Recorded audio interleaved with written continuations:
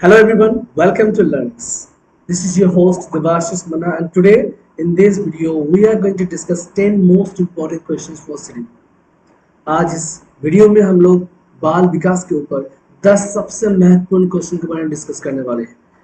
This is set 5, set 4, 3, 2, 1 पहले भी upload कर दिया गया है. अगर चाहे तो इस वीडियो के लिंक में जाके वो वीडियो देख सकते हैं. तो without wasting any more time let us start. तो आज का पहला क्वेश्चन है which of the following statements about intelligence is correct. Intelligence के बारे में कौन सा स्टेटमेंट सही है? And the options are, there are four options. Option number 1, intelligence is a fixed ability determined at the time of birth only. Intelligence can be accurately measured and determined by using standardized tests. Intelligence is a unitary factor and a single trait. Option 4, intelligence is multidimensional and a set of complex abilities. Or option number 4 correct answer. The correct answer is option number 4. तो देख लेते हैं कि जो intelligence है वो multidimensional है. क्यों? Intelligence is multi dimensional and a set of complex abilities. Intelligence जो है जो इंटेलिजेंस को मल्टी डायमेंशनल क्यों कहा जा रहा है? इसीलिए क्योंकि इंटेलिजेंस किसी एक क्षेत्र पे लिमिटेड या कन्फाइंड नहीं है. इंटेलिजेंस एक कॉम्प्लेक्स एबिलिटीज का सेट है. Intelligence can be defined in many aspects. It can be understood as a capacity of logic, understanding, self-awareness, learning, reasoning, etc. इसका मतलब सोचने का जो क्षमता होती है, समझने का जो क्षमता होती है, लॉजिकल थॉट्स और लॉजिकल स्किल्स जो होते हैं, सेल्फ अवेयरनेस जो होते हैं, लर्निंग या फिर रीजनिंग कैपेबिलिटी जो होते हैं, all these are different types of intelligence. ये सभी इंटेलिजेंस का डिफरेंट पार्ट्स है. ऐसा हो सकता है कि some of us are good at English और some of us are good at maths. कोई इंग्लिश में अच्छे है तो कोई मैथ में अच्छे है, सो कोई म्यूजिक्स में अच्छे है तो कोई डांसिंग में अच्छे है. तो these are different intelligence. It is a complex phenomenon that constitutes a set of complex abilities. In addition, intelligence has many dimensions ranging from linguistics to logic. तो देखा जा रहा है कि इंटेलिजेंस जो है इसके अलावा भी अगर हम कहें तो लिंग्विस्टिक्स से लॉजिक तक कोई भी क्षेत्र हो सकता है इंटेलिजेंस का. So that is why intelligence is called multi-dimensional. इसीलिए इसको multi-dimensional कहा जाता है. Question number 2. Ruhi always thinks of multiple solutions to a problem, many of which are original solutions. Ruhi is displaying characteristics of A और N. तो रूही जो हमेशा एक समस्या के लिए कई समाधानों का बारे में बातचीत करते रहते हैं, तो उसका कारण क्या है और ऐसा करने से रूही कौन सा कैरेक्टरिस्टिक्स को डिस्प्ले करते हैं? There are four options: creative thinker, conversion thinker, rigid thinker या फिर इगोसेंट्रिक थिंकर. तो इन चारों में से सही ऑप्शन क्या है? इन चारों में से सही आंसर है ऑप्शन नंबर 1, क्रिएटिव थिंकर. अब क्रिएटिव थिंकर क्या है थोड़ा बहुत उसके बारे में चर्चा कर लेते हैं.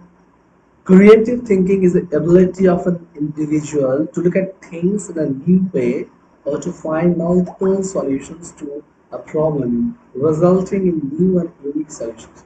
तो क्रिएटिव थिंकिंग जो होता है एक क्षमता होती है, मनुष्य का कोई भी इंडिविजुअल की एक क्षमता होती है, तो कि सोचते हैं कि कैसे नया उपाय निकाला जाए. कोई भी प्रॉब्लम जब भी अराइव करते हैं, जब भी उसके सामने आते हैं, एंड उस समय अगर उसके मन में एक से अधिक सॉल्यूशंस के बारे में चिंता आती है, और या फिर if he or she is capable of finding more than one solutions to a single problem, तो इस टाइप का जो सोच होती है, क्षमता होती है, कैपेबिलिटी होती है, उसको क्रिएटिव थिंकिंग कहते हैं. जैसे यहाँ Ruhi who always thinks of multiple solutions to a problem to find original solutions is a creative thinker. Ruhi जो है जब उसके पास कोई भी समस्या आती है, फिर जब भी वो कोई समस्या में पढ़ते हैं तो वो हमेशा कोशिश करते हैं कि एक से अधिक मल्टीपल सोल्यूशन निकालने के लिए. ठीक है। This kind of thinking is called creative thinking.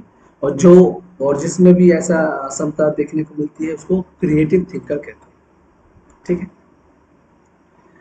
Question number three, in a situation of less participation of students belonging to a deprived group in teaching learning process, a teacher should शिक्षण अधिगम प्रक्रिया में वंचित समूहों से संबंधित छात्रों की कम भागीदारी की स्थिति में एक शिक्षक को चाहिए क्या करना चाहिए।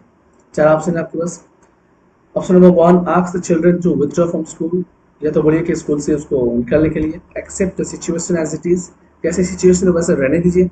Lower expectation from each students, हर एक स्टूडेंट्स जो हम लोग को जो टीचर्स का जो एक्सपेक्टेशन है उसको कम कर लीजिए। या फिर reflect on our own teaching and find ways to improve students involvement.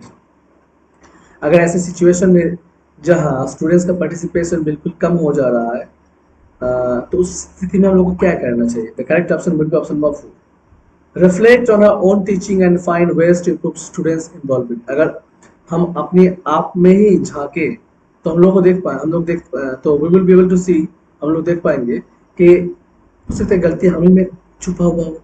तो रिफ्लेक्ट करना होगा। We should learn to reflect our own teaching strategies, lesson plans, management skill, हर एक चीज को देखना होगा। तो अभी हमें पता चलेगा कि गलती कहाँ हुआ है। According to the given situation, a teacher should reflect on her own teaching and find ways to improve students' involvement. जो सिचुएशन यहाँ दिया गया है उसके आधार पर अगर हम कहें तो हम लोग को यही करना होगा कि बच्चे जब भी क्लास में रहते हैं उसको अगर हम एक्टिवली पार्टिसिपेट करवाना चाहते हैं क्लासरूम एक्टिविटी में, तो हम लोगों को भी वैसे ही लेसन प्लान बनाना चाहिए जहाँ स्टूडेंट इंटरेस्ट लेते हैं। स्ट्रैटेजी हमें बदलना चाहिए। जैसे कि यहाँ कहा गया है कि participation in teaching learning process involves an effective teacher student trust. जब तक बच्चे पार्टिसिपेट नहीं करेंगे खुद से तब तक टीचिंग लर्निंग प्रोसेस जो है वो एक्टिवली फ्रूटफुल नहीं हो पाएगा। तो वन साइडेड हो जाएगा, पढ़ा रहे बच्चे सुन रहे हैं लेकिन बच्चे कोई रिस्पॉन्स नहीं कर रहे, तो that will be one sided process, that is not effective, beneficial नहीं है। According to in such cases of less participation of students belonging to a deprived group, a teacher must reflect on her own teaching and find ways to improve students. तो इससे छुटकारा मिलने के लिए एक ही उपाय है कि टीचर्स जो है वो अपने पढ़ाने पे रिफ्लेक्ट ज़्यादा करें, कहाँ उसको और इसको कहाँ वो इसे और अच्छा कर सकते हैं, कहाँ अगर स्ट्रैटेजी में कमी है तो उसको ठीक कर ले, या फिर लेसन प्लान में कंटेंट ठीक से अरेंज नहीं किया गया तो उसको ठीक कर ले। क्वेश्चनिंग और रीइंफोर्समेंट स्टेज में अगर ठीक नहीं तो उसको भी थोड़ा देख ले। तो ऐसे करके हम अपना रिफ्लेक्टिव लेवल को अगर थोड़ा आगे ले जाएंगे, अपग्रेड कर पाएंगे, then definitely will be able to do better, और बच्चे का जो मन क्लास में लगेंगे और वो ज़्यादा पार्टिसिपेट कर पाएंगे। Question number 4, an inclusive classroom, in an inclusive classroom a teachers dash individualised education plan. एक समावेशी कक्षा में एक शिक्षक का क्या ड्यूटी होता है, क्या करना चाहिए एक शिक्षक को। शुड नॉट प्रिपेयर, वो तैयार ना करे अपने आप को, या तैयारी नहीं करनी चाहिए। शुड ऑकेशनली प्रिपेयर, कभी कभी तैयारी करना चाहिए। शुड एक्टिवली प्रिपेयर और should discourage the preparation of. तो चारों में से सही ऑप्शन कौन सा है?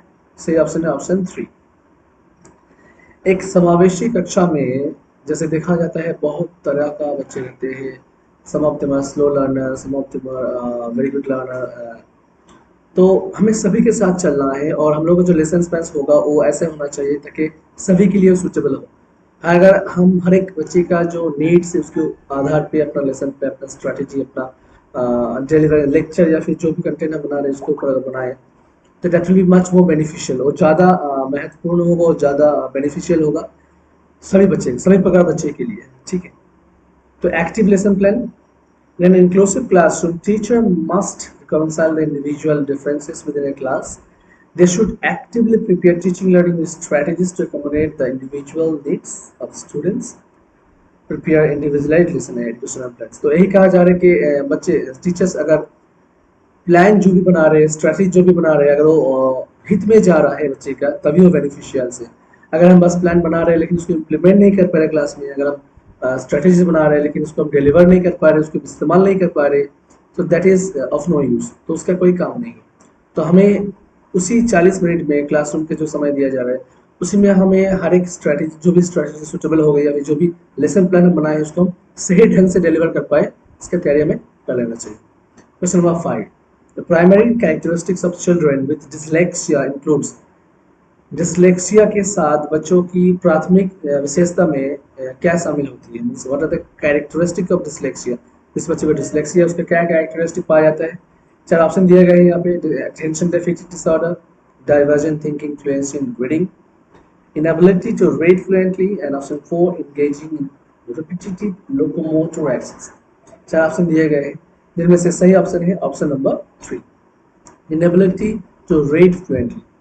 सही ढंग से अगर हम पढ़ नहीं पा रहे हैं तो it's a kind of dyslexia, learning disorder कह सकते हैं। तो डिसलेक्सिया के बारे में दो चार लाइन जान लेते हैं कि dyslexia is a learning disorder that affects one's ability to read, spell, write and speak। Consequently, people with dyslexia have trouble in reading fluently. They often read slowly and make mistakes। तो कुछ कुछ characteristics हम लोग को जानने को मिल गए यहाँ पे। डिसलेक्सिया के लर्निंग डिसऑर्डर है जो कि बच्चे के पढ़ने में या फिर स्पेलिंग करने में या फिर राइटिंग और स्पीकिंग में थोड़ा प्रॉब्लम क्रिएट करते हैं और उसको प्रॉब्लम आते हैं। वो स्लो पढ़ते हैं और रीडिंग करने समय उसका फ्लुएंसी नहीं आता है। तो दिस काइंड ऑफ प्रॉब्लम अगर देखा जा रहा है बच्चे में तो बी क्वाइट श्योर कि बच्चे को डिसलेक्सिया है, लर्निंग डिसऑर्डर, इसको डिसलेक्सिया कहा जाता है। Related to reading, question number 6, the concept of inclusive education as advocated in the right to education act 2009 is based on. समावेशी शिक्षा की अवधारणा के रूप में शिक्षा का अधिकार अधिनियम 2009 में वकालत की गए पर आधारित है। तो चार ऑप्शन है यहाँ पे हम लोग देख लेते हैं। The behaviouristic principles, option 2 a sympathetic attitude towards disabled, option 3 right based humanistic perspective and option 4 mainstreaming of disabled by offering them primarily vocational education. चारों में से सही ऑप्शन है, the correct option is option 3। Option 3 is the correct option, right based humanistic perspective, ये होना चाहिए। तो a right-based humanistic perspective right to education act 2009 is one of the core fundamental human rights of a child। एक बच्चे का जो क्या कहते हैं, एक अधिकार आधारित मानवतावादी जो परिप्रेक्ष्य शिक्षा का अधिकार अधिनियम है 2009, एक बच्चे के मौलिक जो मानवाधिकार में से माना जाता है। तो it is the right for the children, बच्चे का अधिकार है कि वो स्कूल में जाए और पढ़ाई करे और ज्ञान प्राप्त करे, ये उसका अधिकार है। आरटी में क्या बोला गया है कि all children respective of race, class, colour, gender, disability etcetera between age of 6 to 14 have the right to free and compulsory education। RTA भी यही, आरटीई जो होता है राइट टू एजुकेशन एक्ट में यही बोलते हैं कि जो भी बच्चा 6 से 14 साल के बीच में है तो इसका हक है। ये मायने नहीं रखता है कि वो कौन सी जाति में है, कौन सी क्लास का है, कौन से कलर का है, उसको बॉडी स्किन कलर कैसे है, जेंडर कौन सा है, या फिर उसका वो डिसेबल है या mentally challenge, that's not matter. जो भी हो और जहां भी हो, ही हैज द राइट और she has the right to learn in school. School में जाना और शिक्षा प्राप्त करना उसका अधिकार है, मौलिक अधिकार में से आते हैं, यही कहा जा रहा है। ठीक। Question number 7, in the constructive framework learning is primarily। रचनावादी ढांचों में सीखना मुख्य रूप से क्या है? based on rote memorizations, centered around reinforcement, acquired through conditioning, and option 4 focused on the process of the meaning making। इन चारों में से सही ऑप्शन कौन सा है? Option 4 is the correct option, focused on the purpose of meaning making। Constructive framework में learning primarily focused on the process of meaning making, मतलब अर्थ बनाने की प्रक्रिया पर ध्यान केंद्रित किया जा रहा है कंस्ट्रक्टिव फ्रेमवर्क ऑफ लर्निंग। तो देख लेते हैं। In the constructive framework humans construct knowledge and meaning from the experiences and process of learning. मतलब से और अपना जो एक्सपीरियंस होता है उन्हीं में से, उन्हीं दोनों का काम में लगा के वो लोग सीखते हैं, अपना नॉलेज को प्रकट करते हैं और फिर उसको बिल्डअप करते हैं। This framework believes that learning occurs as children are actively involved in the process of meaning making or knowledge constructions। और इस प्रोसेस के द्वारा ये लोग इस प्रोसेस में जो फ्रेमवर्क है बिलीव विश्वास करते हैं कि शिक्षा मतलब सेकंड जो है लर्निंग जो है उसी समय मतलब घटते हैं जब चिल्ड्रन एक्टिवली पार्टिसिपेट करते हैं, एक्टिवली जब बच्चे उसमें इन्वॉल्व होते हैं, टीचर लर्निंग प्रोसेस में जब बच्चे इन्वॉल्व होते हैं एक्टिवली, तभी वो लोग वहाँ हर एक चीज़ को सही ढंग से एक्सेस कर पाते हैं, एक्वायर कर पाते हैं, प्राप्त कर पाते हैं। और देन उसी समय learning becomes the most effective, learning उसी समय सबसे ज़्यादा इफेक्टिव हो जाता है, effective. Question number 8. Naive theories the children construct about various phenomena. मूल सिद्धांतों है कि बच्चे को विभिन्न घटनाओं के बारे में निर्माण करते हैं, तो वो क्या है? ऑप्शन में 4 ऑप्शन दिए गए हैं। Should be ignored by the children, naive theories should be ignored by the teacher, शिक्षक द्वारा अनदेखा किया जाना चाहिए। Should be punished by the teacher, शिक्षक द्वारा दंडित किया जाना चाहिए। या फिर should be replaced by correct one through repetitive memorizations, replace किया जा सकता है दोबारा स्मृति के माध्यम से, या सही एक द्वारा प्रतिस्थापित की जा सकती है। Should be challenged by presenting counter evidence and example, and the correct option is option 4. Naive theories that children construct about various phenomena should be challenged by presenting counter evidence and example. ये क्या है? Counter सबूत और उदाहरण प्रस्तुत करके चुनौती दी जानी चाहिए, यही है करेक्ट ऑप्शन। तो देख लेते हैं इसमें नाइव थ्योरीज क्या है। As a child interest or take interest in the learning process, he or she starts creating his or her own world that are based on their own perception and experiences.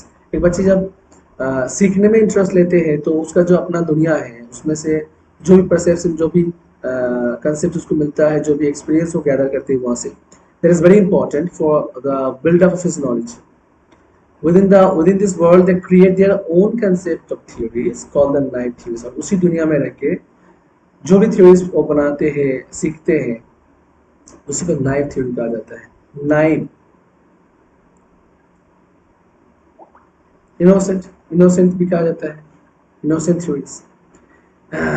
Next question number 9, child centred pedagogy. Child centred pedagogy, child centred pedagogy promotes बाल केंद्रित जो शिक्षा शास्त्र है, तो किसको बढ़ावा देते हैं? Exclusive reliance on text book, बस पाठ्य पुस्तक पर ही विशेष निर्भरता, giving primacy to children's experiences, या फिर बच्चों के अनुभवों को भी थोड़ा इंपॉर्टेंस दिया जाए, या रोड मेमोराइजेशन, लाल स्मृति, या फिर levelling and categorisation of the students based on ability. तो the correct option of this question is option number 2. Question number 2 is the correct option, giving primacy to children's experiences, बच्चों के जो अनुभवों को प्रमुखता देना, ये चाइल्ड सेंटर पेडागोजी को प्रमोट करते हैं। तो देख लेते हैं थोड़ा चाइल्ड सेंटर पेडागोजी क्या है। Child centre pedagogy promotes to give primacy to children's experiences, and children centre pedagogy और child centre learning approach places child at the centre of the learning process. का मतलब चाइल्ड सेंटर पेडागोजी में children is the centre of all attraction, मतलब children ही सभी discussion का main point है। As a consequence, child becomes an active participant in the process of learning, wherein knowledge or meaning is derived from child experiences. Result के तौर पे क्या देखा जा रहा है? नतीजन मतलब बच्चा जो है सीखने की प्रक्रिया में एक सक्रिय भागीदार बन जाता है, जहां ज्ञान या अर्थ बच्चे के अनुभवों से प्राप्त हो जाता है।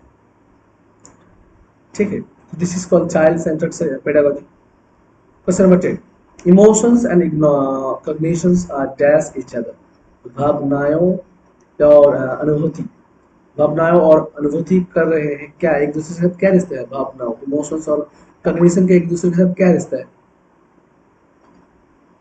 Completely separate from each other, एक दूसरे से बिल्कुल ही अलग है। इंडिपेंडेंट ऑफ ईच अदर, आत्मनिर्भर है, स्वतंत्र है, या फिर इंटरवोवन विद ईच अदर, एक दूसरे से जुड़े हुए हैं। नॉट रिलेटेड टू, एक दूसरे के साथ कोई नाता नहीं, कोई रिलेशंस नहीं, कोई संबंध नहीं।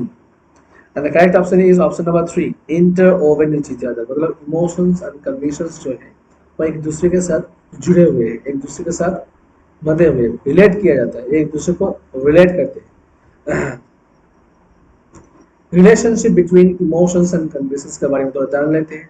Emotion refers to one's feeling and cognition stands for thinking, मतलब इमोशन फीलिंग से रिलेटेड है और कॉग्निशंस जो है वो सोच, थॉट प्रोसेस से रिलेटेड है। According to many psychologist, both this mental process are interwoven with each, मतलब बहुत सारे मनोविज्ञानियों के सोच में यही आते हैं कि ये दो इमोशंस और कॉग्निशंस जो है एक दूसरे से जुड़े हुए हैं, बहुत ठीक जुड़े हुए हैं.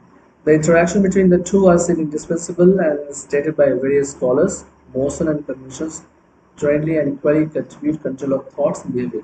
और ऐसा भी कहा गया है कि इमोशंस इमोशंस और जो कॉग्निशंस है एक दूसरे को हेल्प करते हैं. कोई भी इंडिविजुअल्स का जो थॉट्स होते हैं, जो बिहेवियर होते हैं, उसको कंट्रोल करने में बहुत ही अहम भूमिका निभाते हैं. It's very important. It is very important for me. So finally, दोस्तों, we have completed 10 most important question in set 5. अगर आप लोग हम लोगों से मिलना चाहते हैं, मतलब सोशल मीडिया हैंडल में जुड़ना चाहते हैं, तो फिर ज़रूर जुड़िए. डी मैथ लर्निक्स ट्विटर में जुड़ जाइए, डी मैथ लर्निक्स में. देन फेसबुक पे जुड़िए, देवाशीष मन्ना नाम का प्रोफाइल बना हुआ है, वहाँ जुड़ जाइए. और साथ ही साथ एक लर्निक्स का सोशल फेसबुक में एक लर्निंग्स का पेज बना हुआ है, उसको लाइक कर लीजिए, उसको फॉलो करते रहिए. साथ ही साथ अगर आप टेलीग्राम में जुड़ना चाहते हैं तो फिर लर्निंग्स एक्सक्लूसिव में जुड़ जाइए. इनमें से जहां आपको सभी अपडेट्स और भी कंटेंट्स जो है उसको पीडीएफ या पीपीटी के रूप में मिल सकते हैं. अगर इस वीडियो आपको पसंद आया होगा फिर don't forget to like share and subscribe. अगर पसंद है तो दोस्तों के साथ शेयर कीजिए. Thank you very much for watching.